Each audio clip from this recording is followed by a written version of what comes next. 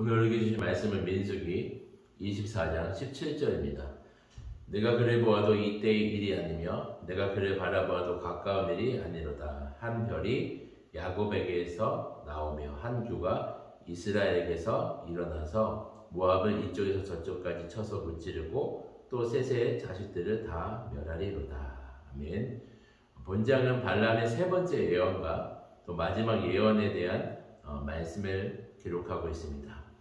이전에 세 번의 예언과 마지막 예언과는 구별이 되는 특징이 있는데요. 앞서 행한 예언은 이스라엘을 저주하라는 발락의 요구에 응하는 과정에서 하나님께 받은 예언이지만 마지막 예언은 하나님께서 먼저 발람을 통해 행하신 예언인 것입니다.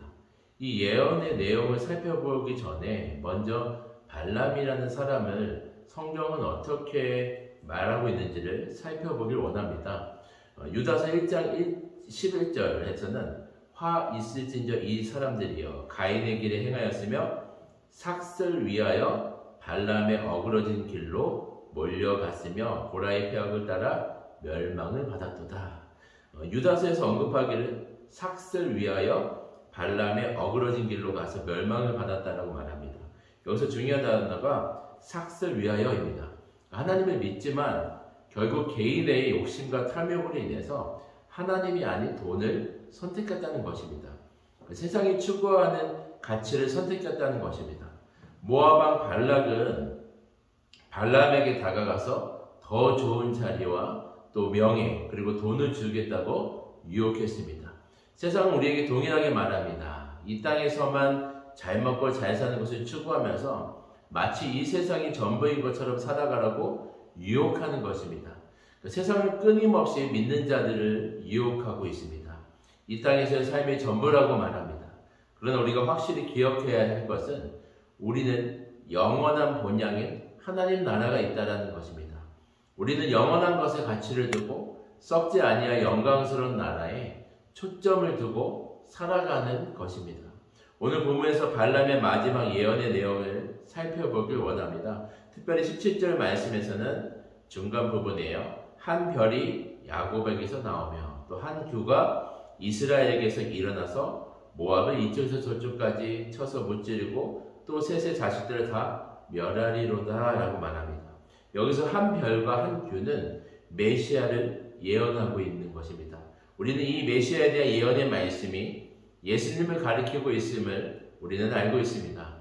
여기서 규라는 것은 왕들이 들고 있는 지팡이를 의미하는데요. 왕의 절대적인 권력과 주권을 의미하고 있습니다. 지금 하나님은 발람을 통해서 하나님의 계획을 말씀하시는 것입니다. 이 세상이 전부가 아니라는 것입니다. 모압을 비롯해서 세상 나라는 결국 멸망하게 될 것이고 영원한 하나님 나라에서 열국과 열방을 다스릴 주권과 힘과 능력이 바로 메시아 되신 예수님, 우리 예수님께 있다는 것을 말씀하고 있는 것입니다. 19절에서는 모압의 멸망에 대해서 얘기하고 있고요.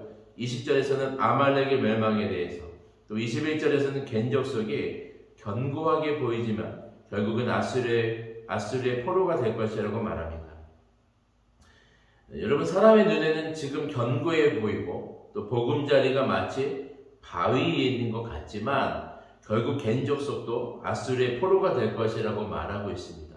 세상에서 잘 나간다고 하고 성공했다고 하고 건강하다고 하고 다 여러 가지 말들이 많지만 결국에는 하나님 외에는 모든 것이 다 헛되고 헛되다는 것을 성경은 말하고 있습니다. 23절에 말합니다. 슬프다. 하나님이 이 일을 행하시리니 그때의 살자가 누구이랴. 결국 세상의 모든 나라는 멸망과 심판이 있다라는 것입니다. 반드시 그 심판의 날이 오게 될 것이라고 성경은 얘기하고 있습니다. 발람의 사건을 통해서 동일하게 말씀하시는 것은 세상의 가치를 두고 돈과 자리와 명예와 권력을 추구하면서 살아가지 말라는 것입니다. 왜냐하면 이 땅이 영원할 것 같지만 아무리 강한 나라일지라도 결국 멸망의 날, 심판의 날이 반드시 온다는 것입니다. 그래서 하나님은 우리의 시선을 영원한 하나님 나라에 두게 하십니다. 영원한 하나님 나라의 통치할 왕이 예수님이시고 절대적인 권력과 능력으로 영원한 나라를 통치할 그분이 바로 메시아 되신 예수님이시라는 것입니다. 오늘 발람의 사건과 예언의 말씀을 통해서 우리는 교훈을 얻게 됩니다. 우리가 이 땅에서 잠깐 누리고 사는 것에 초점을 두고 살 것이 아니라 영원한 하나님 나라의 소망을 두고 또 이 땅에서의 삶은 믿음으로 살아가야 함을 우리에게 다시 한번 강조하고 있습니다. 성경은 명확히 선포합니다. 모든 나라의 주권자 되신 예수님을 의지하고 믿음으로 살라는 것입니다. 그래서 이 믿음으로 하루하루를 살면서 주님의 나라와 교회를 위해서 헌신하는 삶이 복된 삶인 것을 여러분 깨달으시고 이 견고한 믿음의 자리에 서시길 주님의 이름으로 축원드립니다. 아멘. 기도드리겠습니다. 사랑해 주님, 우리가 그 발람의 교훈을 잘 깨닫고 우리가 세상의 가치와 세상이 추구하는 그 가치와 돈과 자리와 명예를 따라가는 삶이 아니라 영원한 것에 가치를 두며 영원한 하나님 나라의 소망을 두며 이 땅에서의 삶은 우리가 온전히 믿음으로 살기를 간절히 원합니다.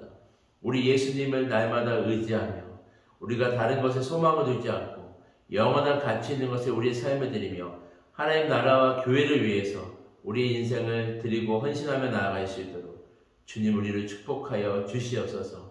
감사드리며 예수님의 이름으로 기도드리옵나이다. 아멘. 개인 기도 제목과 공동의 기도 제목으로 함께 기도드리겠습니다.